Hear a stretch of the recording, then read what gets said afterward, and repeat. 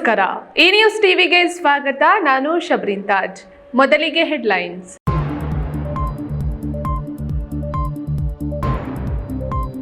ಕಾರ್ಮಿಕರ ದಿನಾಚರಣೆಯಂದು ಕಂದಾಯ ಇಲಾಖೆ ರೆಕಾರ್ಡ್ ಸ್ಕ್ಯಾನಿಂಗ್ ಕೆಲಸ.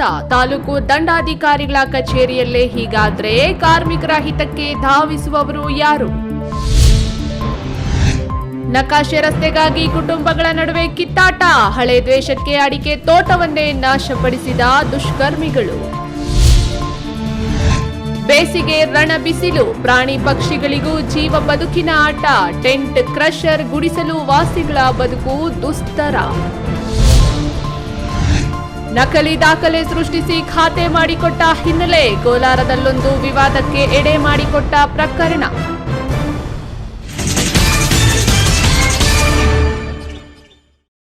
ವಾರ್ತೆಗಳ ವಿವರ. ಕಾರ್ಮಿಕರ ಸವಿನೆನಪಿಗಾಗಿ ಇಂದು ವಿಶ್ವ ಕಾರ್ಮಿಕ ದಿನಾಚರಣೆ ಆಚರಿಸಲಾಗುತ್ತಿದೆ. ಸರ್ಕಾರ ಕಾರ್ಮಿಕ ದಿನಾಚರಣೆಗೆ ಒತ್ತು ನೀಡಿದ್ದು ಅದಕ್ಕಾಗಿಯೇ ಇಂದು ಸಾರ್ವತ್ರಿಕ ರಜೆ ಘೋಷಿಸಲಾಗಿದೆ. ಆದರೆ ಇಲ್ಲೊಂದು ಸರ್ಕಾರಿ ಕಚೇರಿಯಲ್ಲಿ ಈ ಒಂದು ದಿನವೂ ರಜೆ ಕೊಡದೆ ಹೊರಗುತ್ತಿಗೆ ಕಾರ್ಮಿಕರಿಂದ ಹೇಗೆ ದುಡಿಸಿಕೊಳ್ಳುತ್ತಿದ್ದಾರೆ ನೋಡಿ.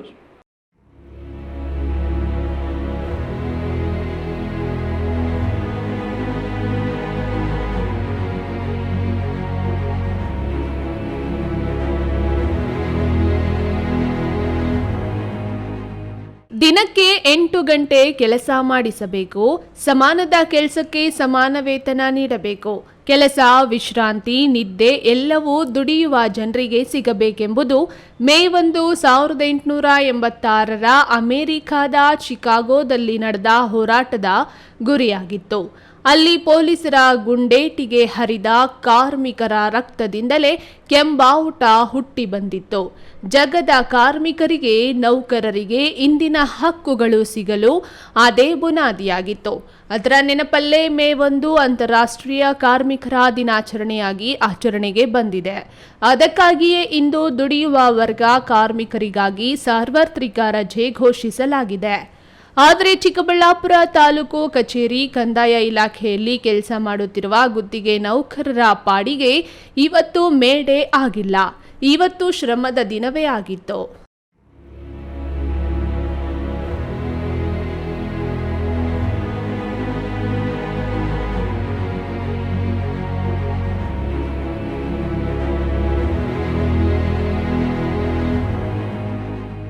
ಖಾಸಗಿ ಉದ್ಯಮಗಳು ಸೇರಿದಂತೆ ಎಲ್ಲಾ ಕಡೆ ಇವತ್ತು ರಜೆ ಕೊಟ್ಟಿದ್ರೆ ಈ ಅಸಂಘಟಿತ ಕಾರ್ಮಿಕರು ಮಾತ್ರ ಮಾಮೂಲಿಯಂತೆ ದುಡಿಯುತ್ತಿದ್ದಾರೆ.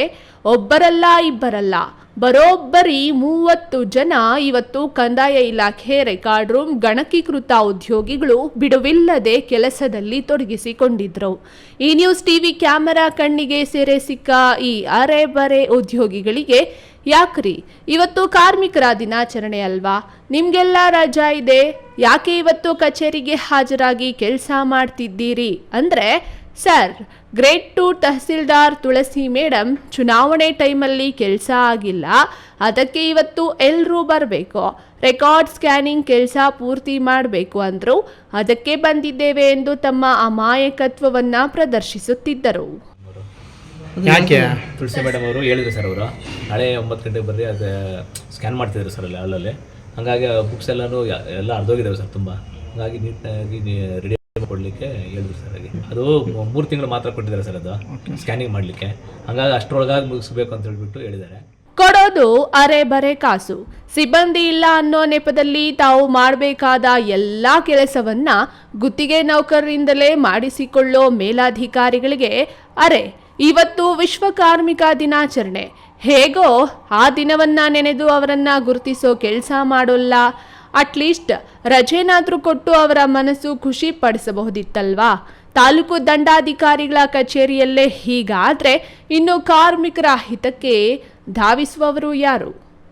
ಅಂಬರೀಶ್ ಜೊತೆ KS Narayanaswamy, news TV, Chikkaballapur. ಮನೆ ಒಡವೆಗಳನ್ನ ಅಡವಿಟ್ಟು 5 ಲಕ್ಷ ಹಣದಲ್ಲಿ ಅಡಿಕೆ ತೋಟವನ್ನ ಮಾಡಲಾಗಿತ್ತು. 1 ಕಿಲೋಮೀಟರ್ ದೂರದಿಂದ ನೀರಿನ ಪೈಪ್ ಮೂಲಕ ತೋಟಕ್ಕೆ ನೀರು ಹರಿಸಲಾಗುತ್ತಿತ್ತು. ಆದ್ರೆ ಹಳೆ ದ್ವೇಷಕ್ಕೆ ಅಡಿಕೆ ತೋಟ ಬಲೆಯಾಗಿದೆ. ನಕಾಶೆ ರಸ್ತೆಗಾಗಿ ನಡೆದ 2 ಕುಟುಂಬಗಳ ನಡುವಿನ ದ್ವೇಷಕ್ಕೆ 50 ಅಡಿಕೆ ಗಿಡಗಳನ್ನ ಕಡಿದು ಹಾಕಿದ್ದಾರೆಂಬ ಆರೋಪ ಕೇಳಿ ಬಂದಿದೆ. ಈ ಶಿವಶಕ್ತಿ ಗಿಡ ಸಾಲ ಕೊಡಲಿಲ್ಲ ಇನ್ನು ನಮ್ಮನ್ನು ಅನ್ಯಾಯ ಮಾಡಿಬಿಟ್ರಪ್ಪ ಮಾಡಿಬಿಟ್ರು ಬೆಳೆ ಹಾಕಿದ್ವಿ ನಾವು ಎಲ್ಲರೂ ನನಗೆ ಬೆಳೆ ಎಲ್ಲ ಹಾಳು ಮಾಡಿಬಿಟ್ರಪ್ಪ. ದೊಡ್ಡಬಳ್ಳಾಪುರ ತಾಲೂಕಿನ ಸಾಸಲು ಹೋಬಳಿಯ ಗಾಣದಾಳ ಗ್ರಾಮದಲ್ಲಿ ಈ ಘಟನೆ ನಡೆದಿದ್ದು, ಶಿವಶಂಕರ್ ಎಂಬುವರಿಗೆ ಸೇರಿದ 50ಕ್ಕೂ ಹೆಚ್ಚು ಅಡಿಕೆ ಗಿಡಗಳನ್ನು ಕತ್ತರಿಸಿ ಹಾಕಲಾಗಿದೆ.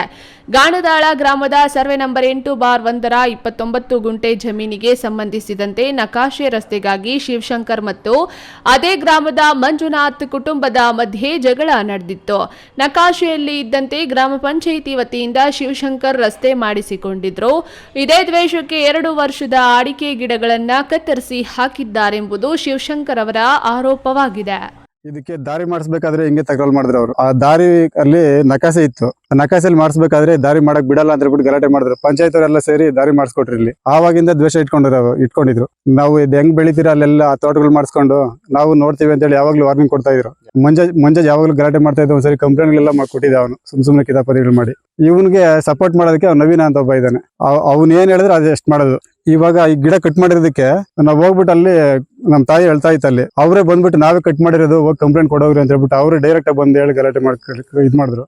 ಕಷ್ಟಪಟ್ಟು ಬೆಳೆದ ಅಡಿಕೆ ಗಿಡಗಳನ್ನ ಕತ್ತರಿಸಿ ಹಾಕಿರೋದನ್ನ ನೋಡಿ ಕಣ್ಣೀರು ಹಾಕುತ್ತಿರುವ ಶಿವಶಂಕರ್ ಅವರ ತಾಯಿ ನರಸಮ್ಮ, ಒಡವೆ ಅಡವಿಟ್ಟು 5 ಲಕ್ಷ ಸಾಲ ತಂದು ಅಡಿಕೆ ಬೆಳೆ ಬೆಳೆದಿದ್ದೆವು. ನಮ್ಮ ಮಧ್ಯೆ ಏನೇ ಭಿನ್ನಾಭಿಪ್ರಾಯ ಇದ್ರೂ ಮಾತುಕತೆ ಮೂಲಕ ಬಗೆಹರಿಸಿಕೊಳ್ಳಬಹುದಿತ್ತು. ಆದರೆ ಜೀವನಕ್ಕೆ ಆಧಾರವಾಗಿದ್ದ ಅಡಿಕೆ ಸಸಿಗಳನ್ನೇ ಕತ್ತರಿಸಿ ಹಾಳು ಮಾಡಿದ್ದಾರೆ. ನಮಗೆ ನ್ಯಾಯದ ಜೊತೆ ರಕ್ಷಣೆ ಬೇಕೆಂದು ಅಳಲು ತೋಡಿಕೊಂಡರು. ನಾವು ಮನೆ ಮಕ್ಕಳದ ಎಲ್ಲ ಒಡವೆ ಎಲ್ಲ ಕಿತ್ಕೊಂಡೋಗಿ ಹೊಟ್ಟೆ ಇಕ್ಕಿ ನಾವು ಮಾಡಿರೋದು ಕೆಲಸ ಮಾಡಿರೋದು. ನಾವು ಅಷ್ಟು ದೂರಿಂದ ಪೈಪ್ ತಕ ಬಂದು ಹಾಕಿ ನಮ್ಮ ಮಕ್ಕಳೆಲ್ಲ ಒಡವೆ ಎಲ್ಲ ಕಿತ್ಕೊಂಡೋಗಿ ತಂದು ಒಡವೆ ಇದಾಗಿರೋದು 2 ವರ್ಷ ಆಯ್ತು. 2 ವರ್ಷದಿಂದ ಇದಕ್ಕೆ ಈ ಕಷ್ಟ ಬೀಳ್ತಾ ಇದ್ದೀವಪ್ಪ ನಾವು. ನಮ್ಮ ಮನೆ ಹಿಂಗ್ ಮಾಡ್ಬಿಡ್ತಾರಪ್ಪ, ನಮ್ಮನ್ನ ಬೆಳೆ ಎಲ್ಲ ಹಾಳು ಮಾಡ್ಬಿಟ್ರಪ್ಪ, ಬೆಳೆ ಎಲ್ಲ ಹಾಳು ಮಾಡ್ಬಿಟ್ರು. ಗುರುಪ್ರಸಾದಿ ನ್ಯೂಸ್ ಟಿವಿ, ದೊಡ್ಡಬಳ್ಳಾಪುರ. ಚೈತ್ರ ಮಾಸ ಕಳೆದು ವೈಶಾಖ ಬರುತ್ತಿದೆ. ಆದ್ರೂ ಇನ್ನೂ ಒಂದ್ ಮಳೆ ಬಂದಿಲ್ಲ. ರಣ ಬಿಸಿಲು ತಡೆದುಕೊಳ್ಳಲಾಗದೆ ಬೀದಿಯಲ್ಲಿ ಭಿಕ್ಷೆ ಬೇಡುವವರು ಸಾಯುತ್ತಿದ್ದಾರೆ. ಪೇಟೆ, ಕೋಟೆ, ನಗರಗಳಲ್ಲಿ ಜನರ ಓಡಾಟ ಕಡಿಮೆಯಾಗಿದೆ. ಗ್ರಾಮೀಣ ಭಾಗದಲ್ಲಿ ಕೆರೆ, ಕುಂಟೆ ಬತ್ತಿ ಹೋಗಿವೆ. ಹಿಂದೆಂದೂ ಕಾಣದಷ್ಟು ಸುಡು ಬಿಸಿಲು ಈ ಬಾರಿ ಕಾಡುತ್ತಿದೆ. ಬಯಲು ಸೀಮೆ ಆದ್ರೂ ಇದೇ ಮೊದಲ ಬಾರಿಗೆ 40 ಡಿಗ್ರಿ ಸೆಲ್ಸಿಯಸ್ ನೋಡಿದ ಜಿಲ್ಲೆ ನಮ್ಮದಾಗಿದೆ.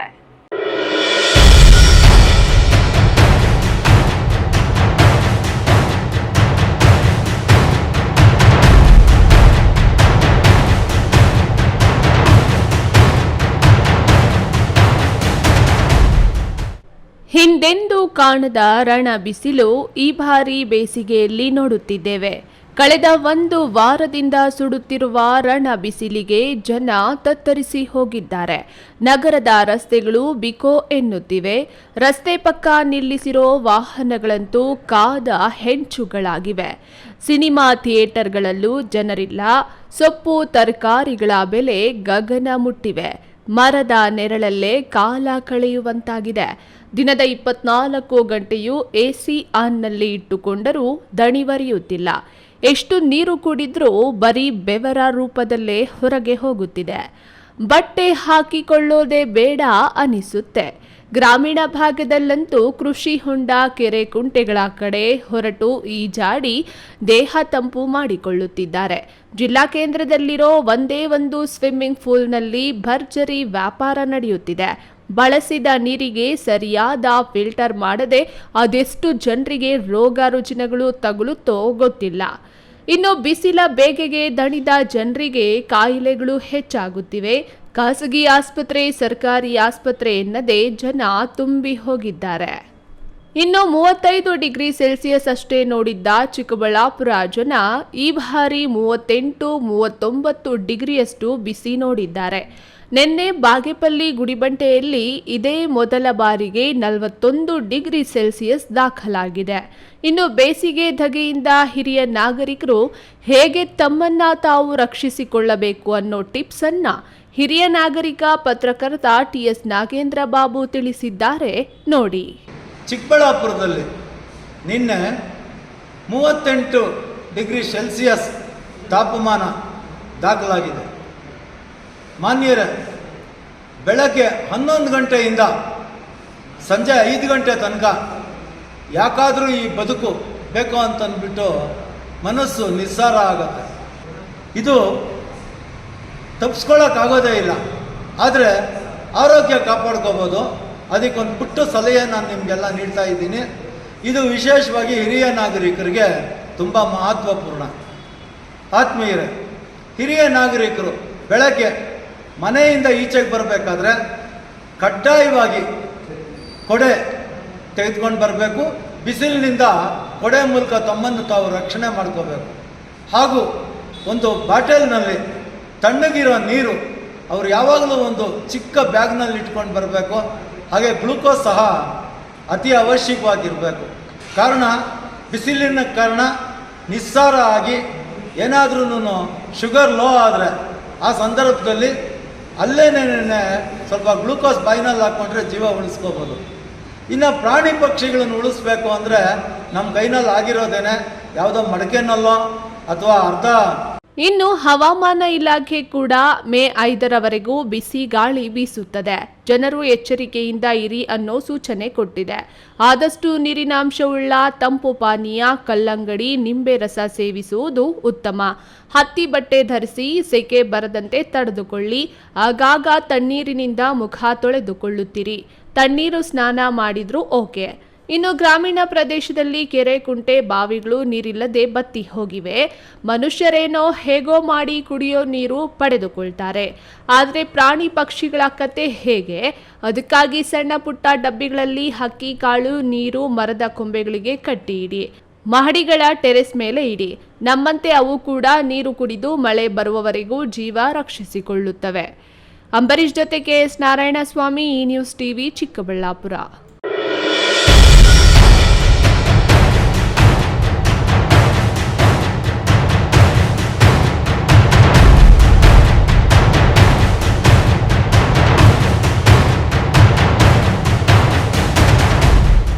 ಇದೀಗ ವಿರಾಮದ ನಂತರ ಈ ನ್ಯೂಸ್ ಟಿವಿ ಮುಂದುವರಿಯುತ್ತದೆ. Anu coaching centre Chikkaballapura conduct coaching for Navodaya, Sainik, Rashtriya military school, Sathya Sai school Alike. Since 20 years, exemplary results.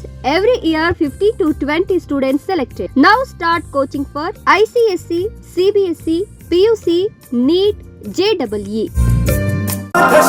Newton integrated PU college Chikkaballapura. ದಾಖಲಾತಿಗಳು ಪ್ರಾರಂಭವಾಗಿದ್ದು ಸೈನ್ಸ್ PCMB, PCMCS ಹಾಗೂ ಕಾಮರ್ಸ್ EBACS. ಅತಿ ಕಡಿಮೆ ಶುಲ್ಕ ಮತ್ತು 20 ವರ್ಷಗಳ ಅನುಭವವಿರುವ ಅಧ್ಯಾಪಕರು. ಸತತ 4 ವರ್ಷಗಳಿಂದ 100% ಫಲಿತಾಂಶ ಪಡೆದಿದ್ದು ಜಿಲ್ಲೆ ಮತ್ತು ತಾಲೂಕಿಗೆ ಪ್ರಥಮ ಸ್ಥಾನವನ್ನು ಪಡೆದುಕೊಂಡಿರುವ ಏಕೈಕ ಸಂಸ್ಥೆ. ಪ್ರತಿನಿತ್ಯ ಸಂಜೆ 5ರಿಂದ 7ರವರೆಗೆ ನಿರಂತರ 8 ತಿಂಗಳು JEE, NEET, CET ತರಗತಿಗಳನ್ನು ನಡೆಸುತ್ತಿದ್ದು ಪ್ರಸ್ತುತ ವರ್ಷ ನೀಟ್ನಲ್ಲಿ ಉತ್ತಮ ಅಂಕ ಗಳಿಸಿ ಶಶಿಪ್ರಸಾದ್ ಮತ್ತು ಮೋನಿಕಾ ಸರ್ಕಾರಿ ವೈದ್ಯಕೀಯ ಸೀಟು ಪಡೆದಿದ್ದಾರೆ. ಹಿಂದೆ ನಿಮ್ಮ ಮಕ್ಕಳನ್ನ ಸೇರಿಸಿ.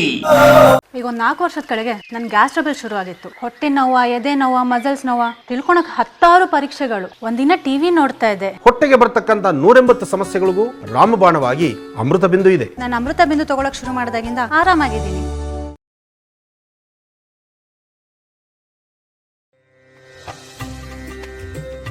ನಮ್ಮ ಐತಿಹಾಸಿಕ ನಂದಿಗಿರಿಧಾಮದ ನಾಡು, ಭಾರತ ರತ್ನ ಸರ್ ಎಂ ವಿಶ್ವೇಶ್ವರಯ್ಯನವರ ತವರೂರು ಇನ್ನಷ್ಟು ಸುಂದರವಾಗಲಿದೆ.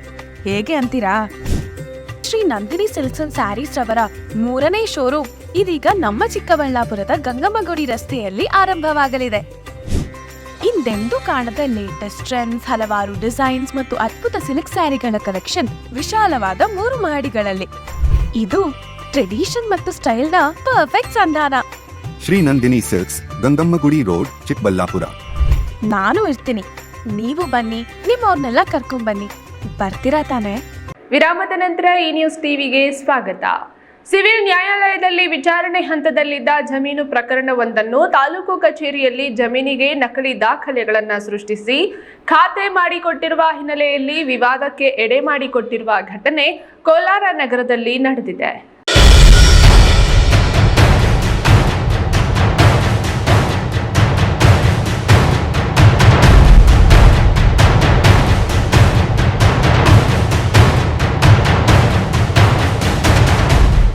ಕೋಲಾರ ನಗರದ ಸಿವಿಲ್ ನ್ಯಾಯಾಲಯದಲ್ಲಿ ವಿಚಾರಣೆ ಹಂತದಲ್ಲಿ ಇದ್ದ ಜಮೀನು ಪ್ರಕರಣವೊಂದನ್ನು ತಾಲೂಕು ಕಚೇರಿಯಲ್ಲಿ ಜಮೀನಿಗೆ ನಕಲಿ ದಾಖಲೆಗಳನ್ನು ಸೃಷ್ಟಿಸಿ ಖಾತೆ ಮಾಡಿಕೊಟ್ಟಿರುವ ಹಿನ್ನೆಲೆಯಲ್ಲಿ ವಿವಾದಕ್ಕೆ ಎಡೆ ಮಾಡಿಕೊಟ್ಟಿರುವ ಘಟನೆ ಬೈರೇಗೌಡ ನಗರದಲ್ಲಿ ನಡೆದಿದೆ. ಕಳೆದ 1961ರಲ್ಲಿ ಸರ್ಕಾರದ ವತಿಯಿಂದ ಬೈರೇಗೌಡ ನಗರದಲ್ಲಿರುವ ಸರ್ವೆ ಸಂಖ್ಯೆ 92ರ ವ್ಯಾಪ್ತಿಗೆ ಸೇರಿದ 1.16 ಗುಂಟೆ ಜಮೀನನ್ನು ಸುಬ್ಬಯ್ಯ ಉರುಫ್ ಮುನಿಸ್ವಾಮಿ ಬಿನ್ ಗುಳ್ಳಪ್ಪ ಎಂಬುವರಿಗೆ ಮಂಜೂರು ಮಾಡಿತ್ತು. ಸದರಿ ಜಮೀನಿನಲ್ಲಿ 16 ಗುಂಟೆ ಜಮೀನು ಕಾಲುವೆಗೆ ಹೋಗಿ ಉಳಿದ 1 ಎಕರೆ ಜಮೀನು ಸುಬ್ಬಯ್ಯ ಅವರ ಹೆಸರಿನಲ್ಲಿತ್ತು. ನಕಲಿ ದಾಖಲೆಗಳನ್ನು ಸೃಷ್ಟಿಸಿಕೊಂಡು ತಾಲೂಕು ಕಚೇರಿಯಲ್ಲಿ ಖಾತೆ ಮಾಡಿಸಿಕೊಂಡಿದ್ದಾರೆ. ಶಂಕರಪ್ಪ ಅವರ ತಾತ ಹೆಸರು ಮುನಿಸ್ವಾಮಿ ಆಗಿದ್ದು ಮತ್ತೊಂದು ಕಡೆ ಸುಬ್ಬಯ್ಯ ಉರುಫ್ ಮುನಿಸ್ವಾಮಿ ಇದ್ದು ಈ ಎರಡೂ ಹೆಸರುಗಳು ಒಂದೇ ಆಗಿರುವುದನ್ನು ದುರುಪಯೋಗ ಪಡಿಸಿಕೊಂಡು ನಕಲಿ ದಾಖಲೆಗಳನ್ನು ಸೃಷ್ಟಿಸಿಕೊಂಡಿದ್ದಾರೆಂದು ಸುಬ್ಬಯ್ಯನವರ ಕುಟುಂಬದವರು ದೂರಿದ್ದಾರೆ. 1961-64 ಮಂಜೂರಲ್ಲಿ ಗ್ರಾಂಟ್ ಆಗಿರೋದು ಕೋಮಳ್ ಲ್ಯಾಂಡ್ ದರ್ಖಾಸ್ನಲ್ಲಿ ಲ್ಯಾಂಡ್ ಆಗಿರೋದು ಮುನ್ಸ್ವಾಮಿ ಊರ್ ಸುಬ್ಬಯ್ಯ ಬಿನ್ ಕಾಳಪ್ಪ ಅಂತ. ಅದಾಗಿ ನಡ್ಕೊಂಡು ಬಂತು. 72ರಲ್ಲಿ ಏನು ಮಾಡಿದ್ರು, ನಮ್ಮ ತಾತನಿಗೆ 2 ಹೆಂಡತಿಗಳು, ಎರಡನೇ ಹೆಂಡತಿ ಮಕ್ಕಳು ಕೇಸ್ ಹಾಕಿದ್ರು ನಮಗೆ ಭಾಗ ಬರಬೇಕಂತ. ಸರಿ ನಡೀತು. 74 ಸಿವಿಲ್ ಕೋರ್ಟಲ್ಲಿ ಹೋದ್ರು, ಅದ್ರ ಮೇಲಿನ ಕೋರ್ಟಲ್ಲಿ ಹೋದ್ರು, ಅದು ಡಿಸ್ಮಿಸ್ ಆಯಿತು. ಡಿಸ್ಮಿಸ್ ಆಗಿ ಬಂದುಬಿಡ್ತು. ಸರಿ ಸುಮ್ಮನೆ ಇದ್ರು, ಮತ್ತೆ ಇವ್ರು ಕೇಸ್ ಹಾಕಿದ್ದಾರೆ 2ನೇ ಹೆಂಡತಿ ಮಕ್ಕಳು. ಅದರಿಂದ ಈ ಜಮೀನು ಬಗ್ಗೆ ಯಾರೋ ಅನಾಮಧೇಯ ಒಬ್ಬ ಬಂದ ಶಂಕರ್ ಅನ್ನೋನು ದುಡ್ಡು ಕಾಸು ಕೊಟ್ಬಿಟ್ಟು ಖಾತೆ ಮಾಡಿಸ್ಕೊಂಡಿದ್ದಾನೆ. ಖಾತೆ ಮಾಡಿಸ್ಕೊಂಡು ನಂದು ಅಂತಾನೆ. ನಂದು ಅಂದ್ಬಿಟ್ಟು ಇಲ್ಲಿ 2-3 ಮನೆ ಕೊಟ್ಟಿದ್ದೀರಿ. ಅವ್ರಿಗೆ ಧಮಕಿ ಆಗ್ತದಾನೆ. ಇಲ್ಲ ಬೇರೆ ಪ್ಲೇಸ್ ಇರ್ಬೋದು, ಈ ಪ್ಲೇಸ್ ಒಂದಲ್ಲ. ಈ ಪ್ಲೇಸ್ಗೂ ಅವ್ರಿಗೂ ಸಂಬಂಧ ಇಲ್ಲ. ವಾರಸ್ದಾರರು ನಾವಿದ್ದೀರಿ. ನಾವು DC ಕೋರ್ಟಲ್ಲಿ ಹಾಕಿದ್ದೀರಿ, ಇಷ್ಟರಲ್ಲೇ ಆರ್ಡರ್ ಮಾಡಿಸ್ತೀರಿ. ಅಷ್ಟೊತ್ತು ಇವನು ಇಷ್ಟು ತರಲೆ ಮಾಡ್ತಾ ಇದ್ದಾನೆ ಸರ್, ಅಷ್ಟೇ. ಜಮೀನಿನಲ್ಲಿದ್ದ ಮನೆಗಳಲ್ಲಿದ್ದವರಿಗೆ ತೆರವು ಮಾಡಲು ಬೆದರಿಕೆ ಹಾಕುತ್ತಿದ್ದು, ಅಲ್ಲದೆ ಮೂಲ ವಾರಸುದಾರರ ಮನೆಗಳಿಗೆ ತೆರಳಿ ದೌರ್ಜನ್ಯದಿಂದ ತೆರವು ಮಾಡುವಂತೆ ಪ್ರಾಣ ಬೆದರಿಕೆ ಹಾಕಿದ್ದಾರೆ ಎಂದು ದೂರಿದ್ರು. ಜಿಲ್ಲಾ ಪೊಲೀಸ್ ವರಿಷ್ಠಾಧಿಕಾರಿಗಳಿಗೆ ಹಾಗೂ ನಗರ ಠಾಣೆ ಪೊಲೀಸರಿಗೆ ದೂರು ನೀಡಲಾಗಿದೆ. ಈ ಸಂಬಂಧವಾಗಿ ಜಮೀನಿನಲ್ಲಿ ಶಂಕರಪ್ಪ ಹಾಕಿದ್ದ ತಂತಿ ಬೇಲಿಯನ್ನ ಸುಬ್ಬಯ್ಯನವರ ಕುಟುಂಬದವರು ತೆರವು ಮಾಡಿದ ಸಂದರ್ಭದಲ್ಲಿ ಎರಡೂ ಗುಂಪಿನ ನಡುವೆ ಮಾತಿನ ಚಕಮಕಿಗಳು ನಡೆದಾಗ ಸುದ್ದಿ ತಿಳಿದ ನಗರ ಠಾಣೆಯ ಪೊಲೀಸರು ಮಧ್ಯಪ್ರವೇಶಿಸಿ ಈ ಪ್ರಕರಣವು ನ್ಯಾಯಾಲಯದಲ್ಲಿ ಇತ್ಯರ್ಥ ಆಗುವವರೆಗೂ ಯಾರೂ ಪ್ರವೇಶಿಸಬಾರದೆಂದು ತಾಕೀತು ಮಾಡಿ ಗುಂಪನ್ನು ಚದುರಿಸಿದ್ರು. ಸಂಬಂಧ ಇಲ್ಲ ಸರ್, ಅವರೇ ಬೇರೆ ನಾವೇ ಬೇರೆ. ನಾವು ಇದರಲ್ಲೇ ಇವಾಗ ನಮ್ಮ ಕುಟುಂಬದವರೇ ಕಿತ್ತಾಡಿ ಸಾಯ್ತಾ ಇದ್ದೀವಿ. ಕೋರ್ಟ್ಗಳೆಲ್ಲ ಇಲ್ಲಿ ನಮಗೆ ಬರಬೇಕು ಪಾಲು. ಈ ಮಧ್ಯೆ ಈ ಮನುಷ್ಯ ಏನು ಮಾಡಿದ್ದಾನೆ, ನಮ್ಮದು ಜಮೀನು ಅಂತೇಳಿ ಇದು ಮಾಡಿಕೊಂಡು ಇವರು ಖಾತೆ ಮಾಡಿಸ್ಕೊಂಡು ಬಂದು ಇಲ್ಲಿ ನೋಡಿ ಎಲ್ಲ ಫೆನ್ಸಿಂಗ್ ಹಾಕಿದ್ದಾನೆ. ಇಲ್ಲಿ ಮನೆಗಳು ಕಟ್ಟಿದ್ದಾರೆ. ಅವ್ರಿಗೆ ಹೋಗಿ ಧಮಕಿ ಹಾಕೋದು, ಅವ್ರನ್ನ ಖಾಲಿ ಮಾಡಿಬಿಡಿ, ಇಲ್ಲಾಂದ್ರೆ ನಾವು ಕೆಡು ಬಿಡ್ತೀವಿ, ಇಲ್ಲಾಂದ್ರೆ ಹಣ ಹಾಕ್ಬಿಡಿ ಅಂತ ಹೇಳ್ಬಿಟ್ಟು ಅವ್ರನ್ನ ಬ್ಲಾಕ್ ಮೇಲ್ ಮಾಡ್ತಾ ಇದ್ದಾನೆ. ಇಲ್ಲಿ ನಾವಿಲ್ದಾಗ ನಮ್ಮ ಮನೆಗಳ ಹತ್ರ ಬರೋದು, ಅದು ನಮ್ಮ ಜಮೀನು, ಯಾರು ಬಂದ್ರೆ ಹಂಗೆ ಮಾಡಿಬಿಡ್ತೀವಿ, ಕೊಲೆ ಮಾಡಿಬಿಡ್ತೀವಿ ಅಂತ ಬೆದರಿಕೆಗಳು ಹಾಕ್ಕೊಂಡು ಓಡಾಡ್ತಾರೆ. ಆದರೆ ಅವರು ತಪ್ಪು ಮಾಡಿದ್ದಾರೆ. ಯಾಕಂತ ಹೇಳಿದ್ರೆ ಒಬ್ಬ ತಹಸೀಲ್ದಾರ್ ರೆವಿನ್ಯೂ ಇನ್ಸ್ಪೆಕ್ಟರ್ ಮಾಡಿದ ತಪ್ಪು ಅವ್ರ ಮೇಲಾಧಿಕಾರಿಗೆ ಎ ಸಿ ಅವರು ಅದು ಇತ್ಯರ್ಥ ಮಾಡಬೇಕಾಗಿತ್ತು. ಅವರು ಮಾಡಲಿಲ್ಲ. ಅವರು ನಮಗೆ ಮೋಸ ಮಾಡಿದ್ದಾರೆ. ಹೀಗಾಗಿ ನಾವು ಇನ್ನೂ ಯಾವ ರೀತಿ ನಮಗೆ ನ್ಯಾಯ ದೊರಕಿಸ್ಬೇಕು ನಾವು ಹೋರಾಟ ಮಾಡ್ತೀವಿ, ಇದು ಬಿಡೋದಿಲ್ಲ. ಆದರೆ ಈ ಮಧ್ಯದಲ್ಲಿ ಈ ರೀತಿ ಬಂದು ಶಂಕರನನ್ನು ಈ ರೀತಿ ನಮಗೆ ಡಿಗ್ರಿ ಮಾಡಿಕೊಂಡು ನಮಗೆ ತೊಂದರೆಗಳು ಕೊಟ್ಕೊಂಡು ಕೊಡಬಾರ್ದು ಕೆಲಸಗಳು ಕೊಟ್ಕೊಂಡು ಇದು ಮಾಡ್ತಾ ಇದ್ದಾರೆ. Satish, news TV, Kolar. ಲೋಕಸಭಾ ಚುನಾವಣೆ ಹಿನ್ನೆಲೆಯಲ್ಲಿ ಚಿಕ್ಕಬಳ್ಳಾಪುರ ಕ್ಷೇತ್ರದಾದ್ಯಂತ ವಿವಿಧೆಡೆ ಅಕ್ರಮವಾಗಿ ನಗದು, ಮದ್ಯ ಮತ್ತು ಉಡುಗೊರೆಗಳ ಸಾಗಣೆ, ನೀತಿ ಸಂಹಿತೆ ಉಲ್ಲಂಘನೆ ಪ್ರಕರಣಗಳು ದಾಖಲೆ ಪ್ರಮಾಣದಲ್ಲಿ ದಾಖಲಾಗಿದ್ದು, ಕೋಟ್ಯಾಂತರ ಮೌಲ್ಯದ ವಸ್ತುಗಳನ್ನು ವಶಪಡಿಸಿಕೊಳ್ಳಲಾಗಿದೆ.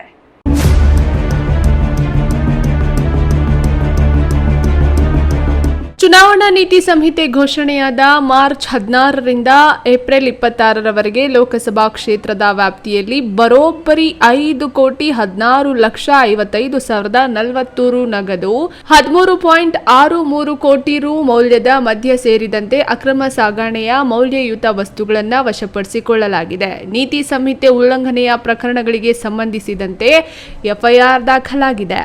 ಜಿಲ್ಲಾ ಚುನಾವಣಾಧಿಕಾರಿ ಪಿಎನ್ ರವೀಂದ್ರ ಆದೇಶದಂತೆ ಅಬಕಾರಿ ಮತ್ತು ಪೊಲೀಸ್ ಇಲಾಖೆ ಸೇರಿದಂತೆ ವಿವಿಧ ಜಾಗೃತಾ ತಂಡಗಳು 8 ವಿಧಾನಸಭಾ ಕ್ಷೇತ್ರಗಳಲ್ಲೂ ಕಾರ್ಯಾಚರಣೆಯನ್ನ ಪ್ರಾರಂಭಿಸಿ ಹಲವು ಪ್ರಕರಣಗಳನ್ನು ಪತ್ತೆ ಹಚ್ಚುವಲ್ಲಿ ಯಶಸ್ವಿ ಆಗಿದ್ದು, ಲೋಕಸಭಾ ಕ್ಷೇತ್ರದ ವ್ಯಾಪ್ತಿಯಲ್ಲಿ 37 ಚೆಕ್ಪೋಸ್ಟ್ಗಳನ್ನು ತೆರೆಯಲಾಗಿತ್ತು. ಇಲ್ಲಿ 3 ಪಾಳಿಗಳಲ್ಲಿ ಅಧಿಕಾರಿಗಳು ಮತ್ತು ಪೊಲೀಸ್ ಸಿಬ್ಬಂದಿಯನ್ನ ನಿಯೋಜಿಸಿ ಅಕ್ರಮ ಹಣ, ಮದ್ಯ, ಬಹುಮಾನ ಸೇರಿದಂತೆ ಮತದಾರರಿಗೆ ಆಮಿಷಗಳನ್ನೊಡ್ಡುವ ಅಕ್ರಮ ವಸ್ತುಗಳ ಸಾಗಾಟವನ್ನ ತಡೆಗಟ್ಟಲು ನಿಗಾ ವಹಿಸಿದ್ದು, ದೇವನಹಳ್ಳಿಯಲ್ಲಿ ಫ್ಯಾನ್, ದೊಡ್ಡಬಳ್ಳಾಪುರದಲ್ಲಿ ಸೀರೆ, ನೆಲಮಂಗಲದಲ್ಲಿ ಸೀರೆ ಮತ್ತು ಟಿವಿ, ಕುಕ್ಕರ್, ಬಾಗೇಪಲ್ಲಿಯಲ್ಲಿ ಕೈಗಡಿಯಾರಗಳು ಸೇರಿದಂತೆ ವಿವಿಧ ವಸ್ತುಗಳನ್ನು ವಶಪಡಿಸಿಕೊಳ್ಳಲಾಗಿದೆ. 8 ವಿಧಾನಸಭಾ ಕ್ಷೇತ್ರಗಳ ಪೈಕಿ ಹೊಸಕೋಟೆ, ಗೌರಿಬಿದನೂರಿನಲ್ಲಿ ಯಾವುದೇ ನಗದು, ಮದ್ಯ, ಉಡುಗೊರೆಗಳನ್ನು ವಶಪಡಿಸಿಕೊಂಡಿಲ್ಲ. ಈ news TV bureau, Chikkaballapur.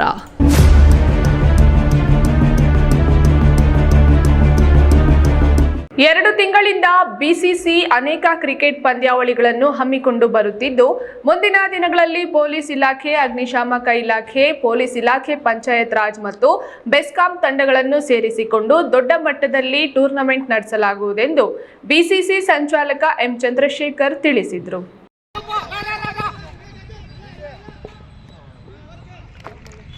Gauribidanur ನಗರದ ಆಚಾರ್ಯ ಕೃಷಿ ಮೈದಾನದಲ್ಲಿ ಬಿಸಿಸಿ ಮತ್ತು ಬೆಸ್ಕಾಂ ತಂಡಗಳ ನಡುವೆ ಕ್ರಿಕೆಟ್ ಕ್ರೀಡಾಕೂಟವನ್ನು ಆಯೋಜಿಸಲಾಗಿತ್ತು. ಕ್ರೀಡಾಕೂಟದಲ್ಲಿ ಕಾರ್ಮಿಕರಾದ ಸಾಗನಹಳ್ಳಿ ರಾಮಲಿಂಗಪ್ಪ ಅವರನ್ನು ಬಿಸಿಸಿ ವತಿಯಿಂದ ಸನ್ಮಾನಿಸಲಾಯಿತು. ಈ ವೇಳೆ ಬಿಸಿಸಿ ಸಂಚಾಲಕರಾದ ಯೂನಿಯನ್ ಬ್ಯಾಂಕ್ ಪ್ರಬಂಧಕರಾದ ಎಂ ಚಂದ್ರಶೇಖರ್ ಮಾತನಾಡಿ, ಸುಮಾರು 2 ತಿಂಗಳಿಂದ ಬಿಸಿಸಿ ಅನೇಕ ಕ್ರಿಕೆಟ್ ಪಂದ್ಯಾವಳಿಗಳನ್ನು ಹಮ್ಮಿಕೊಂಡು ಬರುತ್ತಿದ್ದು, ಮುಂದಿನ ದಿನಗಳಲ್ಲಿ ಪೊಲೀಸ್ ಇಲಾಖೆ, ಅಗ್ನಿಶಾಮಕ ಇಲಾಖೆ, ಪೊಲೀಸ್ ಇಲಾಖೆ, ಪಂಚಾಯತ್ ರಾಜ್ ಮತ್ತು ಬೆಸ್ಕಾಂ ತಂಡಗಳನ್ನು ಸೇರಿಸಿಕೊಂಡು ದೊಡ್ಡ ಮಟ್ಟದಲ್ಲಿ ಟೂರ್ನಮೆಂಟ್ ನಡೆಸಲಾಗುವುದೆಂದು ತಿಳಿಸಿದ ಅವರು, ವಿಭಿನ್ನವಾಗಿ ಕ್ರೀಡಾಕೂಟದ ಜೊತೆಗೆ ಮೇ 1ರಂದು ಕಾರ್ಮಿಕರ ದಿನಾಚರಣೆಯನ್ನು ಆಚರಿಸಲಾಯಿತು ಎಂದರು. ಇವತ್ತು ಬೆಸ್ಕಾಂ ಜೊತೆಗೆ ಕ್ರೀಡಾಕೂಟ ನಡೀತಾ ಇದೆ. ಮುಂದೆ ಕೂಡ ಪಂಚಾಯತ್ ರಾಜ್ ಮತ್ತು ಪೊಲೀಸ್ ಇಲಾಖೆಯವರು ಕೂಡ ಕ್ರೀಡಾಕೂಟಗಳು ನಡೀತವೆ. ಈ ರೀತಿ ಅನೇಕ ಕಾರ್ಯಕ್ರಮ ಮಾಡ್ಕೊಂಡು ಬರ್ತಾ ಇದ್ದೀವಿ. ಇವತ್ತು ಕಾರ್ಮಿಕರ ದಿನಾಚರಣೆ ಕೂಡ ಹೌದು. ತಮಗೆಲ್ಲ ಗೊತ್ತಿದ್ದಂಗೆ ಕಾರ್ಮಿಕರು ನಮ್ಮ ದೇಶದ ಬೆನ್ನೆಲುಬು, ರಾಷ್ಟ್ರದ ಶಕ್ತಿ. ರಾಷ್ಟ್ರೀಯ ಸಂಪತ್ತನ್ನು ಅವರ ಪರಿಶ್ರಮದಿಂದ, ಅವರ ಶ್ರಮದಿಂದನೇ, ಶ್ರಮವೇವ ಜಯತೆ ಅಂತೀವಿ ನಾವು. ಆ ಶ್ರಮಶಕ್ತಿಯಿಂದನೇ ಇವತ್ತು ನಮ್ಮ ರಾಷ್ಟ್ರ ಪುರೋಭಿವೃದ್ಧಿ ಆಗ್ತಾ ಇದೆ. ಇವತ್ತು ಬಿಸಿಸಿ ಅವರು ಕಾರ್ಮಿಕರ ದಿನ ಕೂಡ ಆಚರಿಸ್ತಾ ಇದೆ. ಕ್ರೀಡಾಕೂಟದಲ್ಲಿ ತೀರ್ಥ ಸಂಸ್ಥೆಯ ಅಧ್ಯಕ್ಷರಾದ ಡಾಕ್ಟರ್ ಕೆವಿ ಪ್ರಕಾಶ್, ಬೆಸ್ಕಾಂ ತಂಡದ ನಾಯಕ ಪರಮೇಶ್ವರ್ ರೆಡ್ಡಿ, ಯೋಗ ಶಿಕ್ಷಕ ಗಂಗರಾಜು, ಬ್ಯಾಂಕ್ ನಿವೃತ್ತ ಪ್ರಬಂಧಕರಾದ ಗಂಗಾಧರ್, ಪಂಚಾಯತ್ ಅಭಿವೃದ್ಧಿ ಅಧಿಕಾರಿಗಳಾದ ಬಾಲಕೃಷ್ಣ ಮತ್ತು ಈರೇಗೌಡ, ಬೆಸ್ಕಾಂ ಹೇಮಂತ್ ಮತ್ತಿತರರು ಉಪಸ್ಥಿತರಿದ್ದರು. ಪ್ರದೀಪ್, ಈ ನ್ಯೂಸ್ ಟಿವಿ, ಗೌರಿಬಿದನೂರು. ಕೇಂದ್ರದಲ್ಲಿ ಮತ್ತೊಮ್ಮೆ ನರೇಂದ್ರ ಮೋದಿ ಅವರ ಎನ್ಡಿಎ ನೇತೃತ್ವದ ಬಿಜೆಪಿ ಸರ್ಕಾರ ಅಧಿಕಾರಕ್ಕೆ ಬಂದ್ರೆ ಕಾರ್ಮಿಕರನ್ನ ಒಗ್ಗಟ್ಟು ಮಾಡಿಸದೆ ಕಾರ್ಮಿಕರ ಹಕ್ಕುಗಳನ್ನ ಕಿತ್ತೆಸೆಯುತ್ತಾರೆಂದು Centre of India Trade Union ಜಿಲ್ಲಾ ಸಮಿತಿ ಅಧ್ಯಕ್ಷ ಸಿದ್ದಗಂಗಪ್ಪ ಆತಂಕ ವ್ಯಕ್ತಪಡಿಸಿದರು.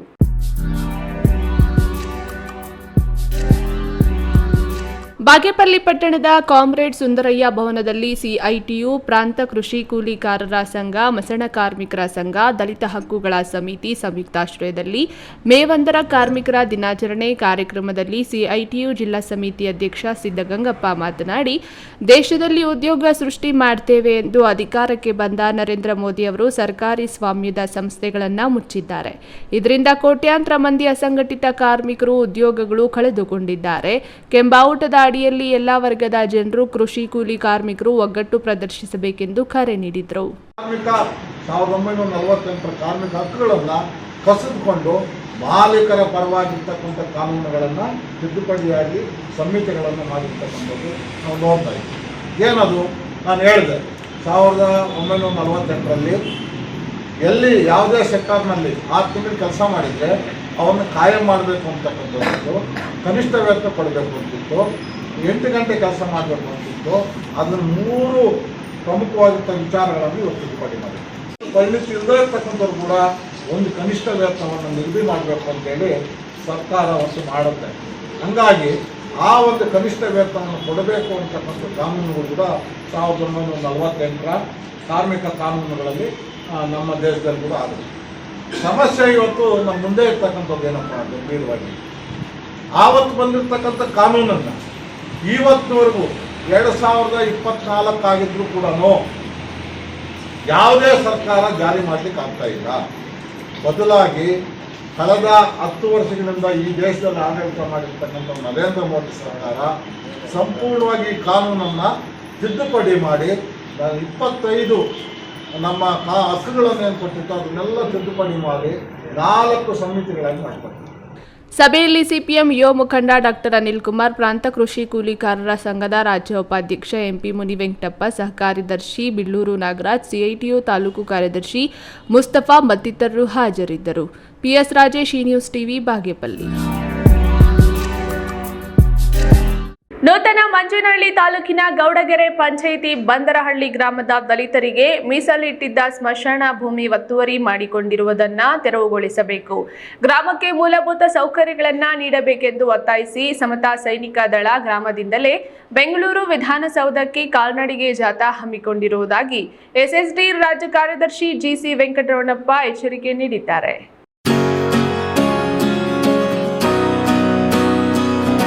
ನೂತನ ಮಂಚೇನಹಳ್ಳಿ ತಾಲೂಕು ಗೌಡಗೆರೆ ಪಂಚಾಯಿತಿ ಬಂದರಹಳ್ಳಿಯಲ್ಲಿರುವವರೆಲ್ಲ ದಲಿತರೆ. ಅವರ ಸ್ಮಶಾನಕ್ಕೆಂದು ಸರ್ಕಾರ ನೀಡಿದ್ದ ರುದ್ರಭೂಮಿಯ ಸುತ್ತಮುತ್ತಲ ಪ್ರಭಾವಿಗಳು ಅಕ್ರಮ ವಶಕ್ಕೆ ಪಡೆದಿದ್ದಾರೆ. ಗ್ರಾಮಕ್ಕೆ ಮೂಲಭೂತ ಸೌಕರ್ಯಗಳು ನೀಡಿಲ್ಲ.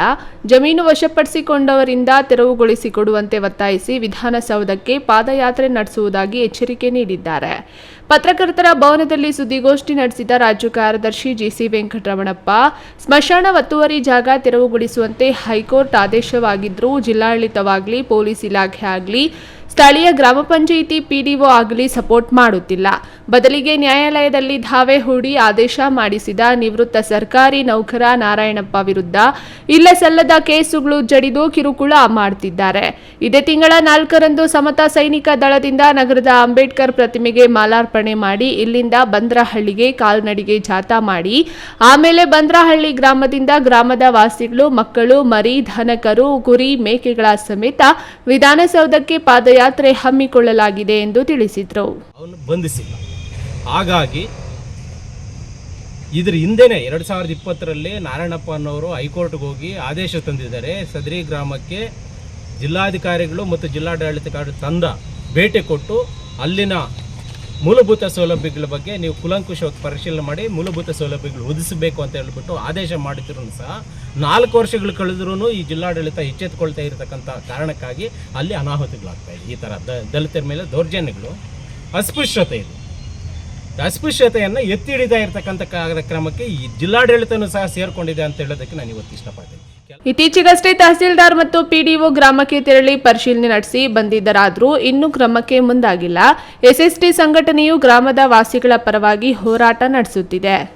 ಅಂಬರೀಶ್ ಜೊತೆ ಕೆಎಸ್ ನಾರಾಯಣಸ್ವಾಮಿ, ಈ ನ್ಯೂಸ್ ಟಿವಿ, ಚಿಕ್ಕಬಳ್ಳಾಪುರ.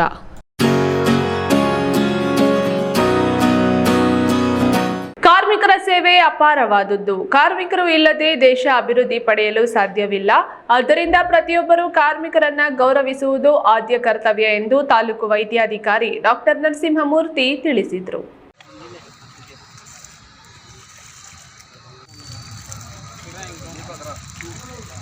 ಗುಡಿಬಂಡೆ ಪಟ್ಟಣದಲ್ಲಿ ಪರಿಸರ ವೇದಿಕೆ ಹಾಗೂ ಆಟೋ ಹಾಗೂ ಟೆಂಪೋ ಚಾಲಕರ ವತಿಯಿಂದ ಗುಡಿಬಂಡೆ ಪೋಸ್ಟ್ ಆಫೀಸ್ ಆವರಣದಲ್ಲಿ ಗಿಡ ನೆಟ್ಟು ಕಾರ್ಮಿಕರ ದಿನಾಚರಣೆಯನ್ನು ಆಚರಣೆ ಮಾಡಲಾಯಿತು. ಮುಖ್ಯ ಅತಿಥಿಯಾಗಿ ಆಗಮಿಸಿದ ತಾಲೂಕು ವೈದ್ಯಾಧಿಕಾರಿ ಡಾಕ್ಟರ್ ನರಸಿಂಹಮೂರ್ತಿ ಗಿಡ ನೆಟ್ಟು ಕಾರ್ಯಕ್ರಮವನ್ನು ಉದ್ಘಾಟಿಸಿ ಮಾತನಾಡಿ, ಕಾರ್ಮಿಕರ ದಿನಾಚರಣೆಯನ್ನು ವಿಶ್ವದಾದ್ಯಂತ ಆಚರಿಸಲಾಗುತ್ತಿದೆ. ರೈತರು, ಟೆಂಪೋ, ಆಟೋ ಚಾಲಕರು ಹಾಗೂ ಕಾರ್ಖಾನೆಯಲ್ಲಿ ಕೆಲಸ ಮಾಡುವ ಕಾರ್ಮಿಕರ ಸೇವೆ ಅಪಾರವಾದದ್ದು. ಕಾರ್ಮಿಕರು ಇಲ್ಲದೆ ದೇಶ ಅಭಿವೃದ್ಧಿ ಪಡೆಯಲು ಸಾಧ್ಯವಿಲ್ಲ. ಆದ್ದರಿಂದ ಪ್ರತಿಯೊಬ್ಬರೂ ಕಾರ್ಮಿಕರನ್ನು ಗೌರವಿಸುವುದು ಆದ್ಯ ಕರ್ತವ್ಯ ಎಂದು ತಿಳಿಸಿದರು. ನಮಗೆಲ್ಲರಿಗೂ ಗೊತ್ತಿದೆ, ನಮ್ಮ ದೇಶದ ಬೆನ್ನೆಲುಬು ರೈತರು. ರೈತರು ಸಹಿತ ಕಾರ್ಮಿಕರಿಲ್ಲದೇ ಅಗ್ರಿಕಲ್ಚರ್ ಅಂತಕ್ಕಂಥ ಇಂಡಸ್ಟ್ರಿ ನಡೆಯೋಕ್ಕೆ ಸಾಧ್ಯ ಇಲ್ಲ. ಅದೇ ರೀತಿಯಾಗಿ ಕಾರ್ಖಾನೆಗಳಲ್ಲಿ ಕೆಲಸ ಮಾಡ್ತಕ್ಕಂಥವ್ರು, ಸ್ವಚ್ಛತಾ ಕಾರ್ಯವನ್ನು ಮಾಡ್ತಕ್ಕಂಥವ್ರು ಎಲ್ಲರೂ ಸಹಿತ ಕಾರ್ಮಿಕರ ಕೆಳಗಡೆ ಬರ್ತಾರೆ. ಇವತ್ತಿನ ದಿವಸ ಅವರೆಲ್ಲರೂ ಸಹಿತ ಒಂದು ಸಂತೋಷದಿಂದ ಅವರೆಲ್ಲ ಕಾಲವನ್ನು ಕಳಿಬೇಕಾಗಿದೆ. ಯಾಕೆಂತ ಹೇಳಿದ್ರೆ ಅವರಿಂದನೇ ಈ ದೇಶ ಉದ್ಧಾರ ಆಗ್ತಾ ಇರ್ತದೆ. ನಾವೆಲ್ಲರೂ ಸಹಿತ ಕಾರ್ಮಿಕರಿಗೆ ಚಿರಋಣಿಯಾಗಿರಬೇಕಾಗಿರ್ತದೆ. ಪರಿಸರ ವೇದಿಕೆಯಲ್ಲಿ ಅಧ್ಯಕ್ಷ ಡಾಕ್ಟರ್ ಗುಂಪು ಮರದ ಆನಂದ್, ತಾಲೂಕು ಪರಿಸರ ವೇದಿಕೆ ಅಧ್ಯಕ್ಷ B Manjunath, Gudibande post office Anand Kumar, ಸಹಾಯಕ ಪವನ್ ಕುಮಾರ್, ಆಟೋ ಹಾಗೂ ಟೆಂಪೋ ಚಾಲಕರಾದ ಶಿವಕುಮಾರ್, ಜಿಸಿ ಮೂರ್ತಿ, ನರಸಿಂಹಪ್ಪ ಮತ್ತಿತರರು ಹಾಜರಿದ್ದರು. ಮಂಜುನಾಥ್ ಬಿ, ಈ ನ್ಯೂಸ್ ಟಿವಿ, ಗುಡಿಬಂಡೆ.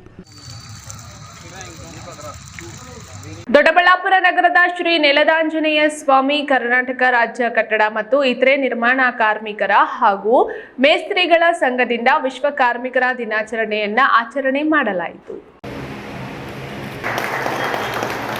ದೊಡ್ಡಬಳ್ಳಾಪುರ ನಗರದ ಕನ್ನಡ ಜಾಗೃತ ಭವನದಲ್ಲಿ ನಡೆದ ವಿಶ್ವ ಕಾರ್ಮಿಕರ ದಿನಾಚರಣೆಯನ್ನ ಕನ್ನಡ ಜಾಗೃತ ಪರಿಷತ್ ದೊಡ್ಡಬಳ್ಳಾಪುರ ಹಾಗೂ ಭಾಗ್ಯವಿದಾತ ಕ್ರೆಡಿಟ್ ಸೌಹಾರ್ದ ಸಹಕಾರಿ ನಿಯಮಿತ ಸಹಯೋಗದೊಂದಿಗೆ ಆಯೋಜನೆ ಮಾಡಲಾಗಿದ್ದು, ಕಾರ್ಯಕ್ರಮದಲ್ಲಿ ಮಾತನಾಡಿದ ನಿವೃತ್ತ ಪ್ರಾಧ್ಯಾಪಕರು ಹಾಗೂ ಸಂಘದ ಸಂಸ್ಥಾಪಕ ಸಲಹೆಗಾರ ಪ್ರೊಫೆಸರ್ ಚಂದ್ರಪ್ಪ, ರಾಷ್ಟ್ರೀಯ ಅಂಕಿಅಂಶಗಳ ಕಚೇರಿ ನಡೆಸಿರುವ ಸಮೀಕ್ಷೆಯ ಪ್ರಕಾರ ದೇಶದಲ್ಲಿ 38 ಕೋಟಿಗಿಂತ ಅಧಿಕ ಸಂಘಟಿತ ಕಾರ್ಮಿಕ ವರ್ಗದವರಿದ್ದಾರೆ. ಅವರಿಗೆ ಸಾಮಾಜಿಕ ಭದ್ರತೆ ಮತ್ತು ಕಲ್ಯಾಣ ಯೋಜನೆಗಳನ್ನು ಪಡೆಯಲು ವಿಶೇಷ ಕಾರ್ಮಿಕ ನೀತಿಗಳಿವೆ. ಅವರೆಲ್ಲರೂ ಈ ಪೋರ್ಟಲ್ನಲ್ಲಿ ದಾಖಲಿಸಿಕೊಳ್ಳುವ ಅವಕಾಶವನ್ನು ಸರ್ಕಾರ ಕಲ್ಪಿಸಿದೆ. ಸರ್ಕಾರಗಳು ಕಾರ್ಮಿಕರ ಅಭಿವೃದ್ಧಿಗೆ ಮತ್ತಷ್ಟು ಶ್ರಮಿಸಬೇಕಿದೆ ಎಂದರು. ಮುಖ್ಯವಾಗಿ ಕಾರ್ಮಿಕರಿಗೆ ಆಗ್ತಾ ಇರತಕ್ಕಂಥ ಅನೇಕ ಅನ್ಯಾಯಗಳು, ಆ ಅನ್ಯಾಯಗಳ ಬಗ್ಗೆ ಭಾಳಷ್ಟು ಇವತ್ತು ಸರ್ಕಾರದಲ್ಲಿ ನೋವಾಗ್ತಾ ಇದೆ. ಸರ್ಕಾರ ಕೊಡ್ತಕ್ಕಂಥ ಅನೇಕ ಸೌಲಭ್ಯಗಳು ಇವತ್ತು ಮೊಟಕುಗೊಳಿಸಿರ್ತಕ್ಕಂಥದ್ರ ಬಗ್ಗೆ ಚರ್ಚೆ ಮಾಡಿದ್ದೇವೆ. ಅದ್ರ ಜೊತೆಗೆ ಇವತ್ತು ಕಾರ್ಮಿಕರನ್ನು ತಬ್ಬಲಿಗಳನ್ನಾಗಿ ಮಾಡ್ತಕ್ಕಂಥ ಸರ್ಕಾರಗಳು, ಕಾನೂನು ವ್ಯವಸ್ಥೆಗಳು ಬದಲಾವಣೆ ಆಗಬೇಕು ಅನ್ನುವಂಥದ್ದು ಈ ಅನೇಕ ಸಂಘಗಳ ಹೋರಾಟಗಳಾಗಬೇಕು ಅನ್ನೋದು ಕೂಡ ನಾವು ಇವತ್ತು ನೋಡ್ತಾ ಇದ್ದೀವಿ. ಆ ದಿಕ್ಕಿನಲ್ಲಿ ಸಂಘಟಕರು ಹೆಚ್ಚು ಜವಾಬ್ದಾರರಾಗಬೇಕು ಮತ್ತು ಕಾರ್ಮಿಕರು ಕೂಡ ಇದಕ್ಕೆ ಕೈ ಜೋಡಿಸಬೇಕು ಅಂತನ್ನುವಂಥದ್ದೇ ನಮ್ಮೆಲ್ಲರ ಆಶಯವಾಗಿರ್ತಕ್ಕಂಥದ್ದು. ಈ ಸಂದರ್ಭದಲ್ಲಿ ಕಟ್ಟಡ ಕಾರ್ಮಿಕರ ಪ್ರತಿಭಾವಂತ ಮಕ್ಕಳಿಗೆ ಪ್ರೋತ್ಸಾಹಧನ ನೀಡಿ ಪುರಸ್ಕರಿಸಲಾಯಿತಲ್ಲದೆ ಹಿರಿಯ ಕಾರ್ಮಿಕರನ್ನ ಸನ್ಮಾನ ಮಾಡಿ ಗೌರವಿಸಿದರು. ಸಂಘದ ಅಧ್ಯಕ್ಷ ಅರವಿಂದ್ ಶಂಕರೇಗೌಡ ಸೇರಿದಂತೆ ಮತ್ತಿತರರು ಹಾಜರಿದ್ದರು. ಗುರುಪ್ರಸಾದ್, ಈ ನ್ಯೂಸ್ ಟಿವಿ, ದೊಡ್ಡಬಳ್ಳಾಪುರ. ಇದೀಗ ವಿರಾಮದ ನಂತರ ಈ ನ್ಯೂಸ್ ಟಿವಿ ಮುಂದುವರಿಯುತ್ತದೆ. ನನ್ನ ಕನಸು ಡಾಕ್ಟರ್ ಆಗೋದು. ಡಾಕ್ಟರ್ ಆಗೋದು ನನ್ನ ಕನಸು. ಮಗಳು ಡಾಕ್ಟರ್ ಆಗಲಿ ಅನ್ನೋದು ನನ್ನ ಕನಸು. ಕನಸು ಎಲ್ಲರಿಗೂ ಇರುತ್ತದೆ. ಇಂಕ ಡಾಕ್ಟರ್ ಓಡ್ಪಂದು ಭಾರಿ ಆಸೆ ಉಂಡು. ಮೆಡಿಕಲ್ ಓದೋಣ ನಡ ಸ್ವಪ್ನ. ಮಕ್ಕಸು ಎಕ್ಕ ಸಪನ ಡಾಕ್ಟರ್ ಜಾವ್ ಕಾಮೂಣ. ಕನಸು ಎಲ್ಲೆಲ್ಲೂ ಇರುತ್ತದೆ. ಮೆಡಿಕಲ್ ಓದುವುದು ನನ್ನ ಕನಸು. ನನ್ನ ಮಗನು ಡಾಕ್ಟರ್ ಆಗ್ಬೋದೇನ್ರಿ? ನನ್ನ ಕನಸು ಡಾಕ್ಟರ್ ಆಗೋದು. ಕನಸು ಎಲ್ಲರ ಹಕ್ಕು. ಆದರೆ ಕನಸು ನನಸಾಗಲು ಬೇಕು ನಂಬಿಕೆ, ಛಲ ಮತ್ತು ಪರಿಶ್ರಮ. Neat academy. ಜೈನ್ ಮಿಷನ್ ಆಸ್ಪತ್ರೆ, ಜೈನ್ ಮಿಷನ್ ಟ್ರಸ್ಟ್ನ ಲಾಭರಹಿತ ಉಪಕ್ರಮ. ಕರ್ನಾಟಕ ರಾಜ್ಯ ಬೀಜ ನಿಗಮ ಪಕ್ಕ, ಬಿಬಿ ರಸ್ತೆ, ಚಿಕ್ಕಬಳ್ಳಾಪುರ. ದಶಕಗಳಿಂದ ಆರೋಗ್ಯ ಕ್ಷೇತ್ರದಲ್ಲಿ ಲಾಭರಹಿತವಾಗಿ ಸೇವೆ ಸಲ್ಲಿಸುತ್ತಿರುವ ಜೈನ್ ಮಿಷನ್ ಆಸ್ಪತ್ರೆ ದಿನದ 24 ಗಂಟೆ ತುರ್ತು ಚಿಕಿತ್ಸೆಯಿಂದ ಹಿಡಿದು ಎಲ್ಲಾ ಕಾಯಿಲೆಗಳಿಗೂ ಇಲ್ಲಿ ಚಿಕಿತ್ಸೆ ಲಭ್ಯ. ದೂರವಾಣಿ ಸಂಖ್ಯೆ 08156295108. ತುರ್ತು ಸಹಾಯವಾಣಿ 6364464470. ಮಕ್ಕಳ ಹೈಯರ್ ಎಜುಕೇಶನ್, ಮಗಳ ಮದುವೆ, ಕನಸಿನ ಸ್ವಂತ ಮನೆ, ಇಷ್ಟಕ್ಕೆಲ್ಲ ಹಣ ಹೇಗ್ ಹೊಂದ್ಸೋದು ಅಂತ ಟೆನ್ಷನ್ ಅಲ್ಲಿದ್ದೀರಾ? ಇರೋ ಚಿನ್ನನ ಅಡ ಇಡೋಕ್ ಹೋದ್ರೆ ಬಡ್ಡಿ ಮೇಲ್ ಬಡ್ಡಿ ಕಟ್ಬೇಕು. ಬೇಡ, ಮಾರ್ಬಿಡೋಣ ಅಂದ್ರೆ ಅರ್ಧ ಬೆಲೆ ಕೇಳ್ತಾರೆ ಅನ್ನೋ ಆತಂಕದಲ್ಲಿದ್ದೀರಾ? ಟೆನ್ಷನ್ ಬಿಡಿ, ಹಿಂದೆ ಹಿಂದೂಸ್ತಾನ್ ಗೋಲ್ಡ್ ಕಂಪನಿಗೆ ಬನ್ನಿ. ನೀವ್ ಅಡ ಇಟ್ಟಿರೋ ಚಿನ್ನವನ್ನ ಬಿಡಿಸ್ತಾರೆ ಹಾಗೂ ನಿಮ್ಮಲ್ಲಿರೋ ಚಿನ್ನವನ್ನ ಇಂದಿನ ಆನ್ಲೈನ್ ಬೆಲೆಗೆ ಕೊಂಡುಕೊಂಡು ತಕ್ಷಣ ನಿಮ್ ಬಾಕಿ ಹಣ ಕೊಡ್ತಾರೆ. ಹಿಂದೂಸ್ತಾನ್ ಗೋಲ್ಡ್ ಕಂಪನಿ, ಇದು ನಿಮ್ಮ company. Hindustan gold company, it's your company. ವಿರಾಮದ ನಂತರ ಈ ನ್ಯೂಸ್ ಟಿವಿಗೆ ಮತ್ತೆ ಸ್ವಾಗತ. ಇದೀಗ ಸಂಕ್ಷಿಪ್ತ ಸುದ್ದಿ.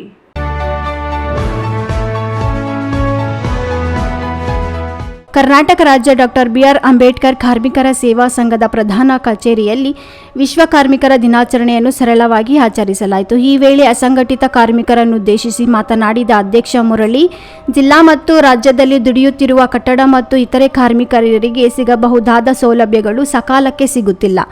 ಕಾರ್ಮಿಕರಿಗೆ ಆರೋಗ್ಯ ಸೌಲಭ್ಯಗಳ ಕೊರತೆ ನೀಗಿಸಬೇಕು, ಕನಿಷ್ಠ ದರಗಳನ್ನು ವಿಧಿಸಬೇಕು. ಆಗ ಮಾತ್ರ ಕಾರ್ಮಿಕರು ಇತರರಂತೆ ಜೀವನ ನಡೆಸಲು ಸಾಧ್ಯವಾಗುತ್ತದೆ ಎಂದರು. ಇದೇ ವೇಳೆ ಹಿರಿಯ ಕಾರ್ಮಿಕ ನಾಯಕ ಪೆದ್ದಣ್ಣರವರನ್ನು ಸನ್ಮಾನಿಸಲಾಯಿತು. ಈ ಸಂದರ್ಭದಲ್ಲಿ ರಾಜ್ಯ ಗೌರವಾಧ್ಯಕ್ಷ ನರಸಿಂಹಮೂರ್ತಿ, ಜಿಲ್ಲಾಧ್ಯಕ್ಷರು ಮುನಿರಾಜು, ತಾಲೂಕು ಅಧ್ಯಕ್ಷರು ಮಂಜುನಾಥ್, ಕಾರ್ಯದರ್ಶಿ ನರಸಿಂಹಸ್ವಾಮಿ, ಜಿಲ್ಲಾ ಉಪಾಧ್ಯಕ್ಷರು ಮುನೀಂದ್ರ, ಜಿಲ್ಲಾ ಗೌರವಾಧ್ಯಕ್ಷ ನಾಗರಾಜು ಇನ್ನಿತರರು ಹಾಜರಿದ್ದರು.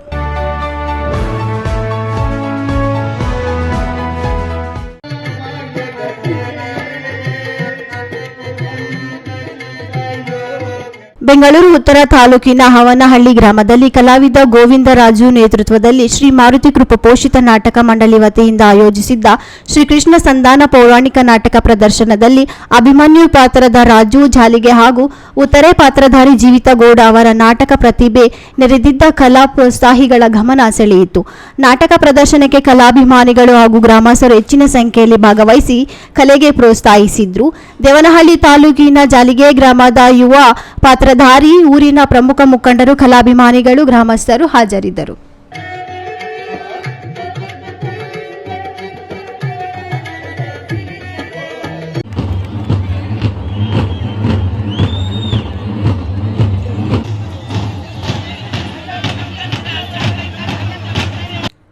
ಜಿಲ್ಲೆಯ ಕೊರಟಗೆರೆ ತಾಲೂಕಿನ ಚೆನ್ನರಾಯದುರ್ಗ ಹೋಬಳಿ ಬುಕ್ಕಟಪಟ್ಟಣ ಗ್ರಾಮದಲ್ಲಿ ನೆಲೆಸಿರುವ ಶ್ರೀ ದೊಡ್ಡಮ್ಮ ದೇವಿಯ ಜಾತ್ರಾ ಮಹೋತ್ಸವ ಹಾಗೂ ಜಲಾದಿ ಉತ್ಸವ ಕಾರ್ಯಕ್ರಮ ಯಶಸ್ವಿಯಾಗಿ ನಡೆಯಿತು.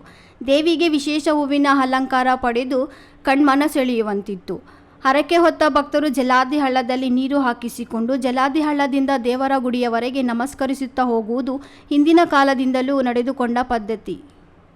ಈ ದೇವಿಯ ವಿಶೇಷ ಏನೆಂದರೆ, ಜಲಾದಿ ಹಳ್ಳಕ್ಕೆ ದೊಡ್ಡಮ್ಮ ದೇವಿಯನ್ನು ತರುವ ಮುನ್ನ ದೊಡ್ಡಮ್ಮ ದೇವಿಯ 7 ಜನ ಅಕ್ಕ ತಂಗಿಯರನ್ನು ಕರೆತರುವ ಕೆಲಸ ಮೊದಲು ನಡೆಯುತ್ತದೆ.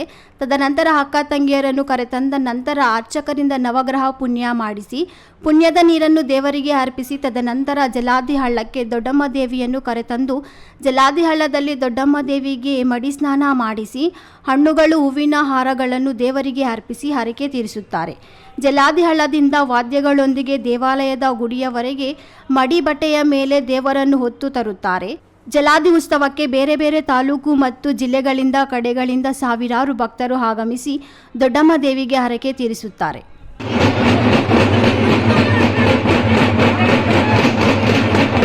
ಕೊನೆಯದಾಗಿ ಮತ್ತೊಮ್ಮೆ ಹೆಡ್ಲೈನ್ಸ್.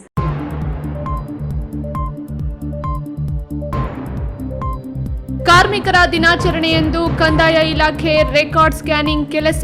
ತಾಲೂಕು ದಂಡಾಧಿಕಾರಿಗಳ ಕಚೇರಿಯಲ್ಲೇ ಹೀಗಾದ್ರೆ ಕಾರ್ಮಿಕರ ಹಿತಕ್ಕೆ ಧಾವಿಸುವವರು ಯಾರು? ನಕಾಶೆ ರಸ್ತೆಗಾಗಿ ಕುಟುಂಬಗಳ ನಡುವೆ ಕಿತ್ತಾಟ. ಹಳೆ ದ್ವೇಷಕ್ಕೆ ಅಡಿಕೆ ತೋಟವನ್ನೇ ನಾಶಪಡಿಸಿದ ದುಷ್ಕರ್ಮಿಗಳು. ಬೇಸಿಗೆ ರಣ ಬಿಸಿಲು. ಪ್ರಾಣಿ ಪಕ್ಷಿಗಳಿಗೂ ಜೀವ ಬದುಕಿನ ಆಟ. ಟೆಂಟ್ ಕ್ರಷರ್ ಗುಡಿಸಲು ವಾಸಿಗಳ ಬದುಕು ದುಸ್ತರ. ನಕಲಿ ದಾಖಲೆ ಸೃಷ್ಟಿಸಿ ಖಾತೆ ಮಾಡಿಕೊಟ್ಟ ಹಿನ್ನೆಲೆ. ಕೋಲಾರದಲ್ಲೊಂದು ವಿವಾದಕ್ಕೆ ಎಡೆ ಮಾಡಿಕೊಟ್ಟ ಪ್ರಕರಣ. ದಿನನಿತ್ಯದ ವೈಭವೀಕರಣವಿಲ್ಲದ ನೈಜ ಸುದ್ದಿಗಳಿಗಾಗಿ ತಪ್ಪದೇ ವೀಕ್ಷಿಸಿ ಈ ನ್ಯೂಸ್ ಟಿವಿ.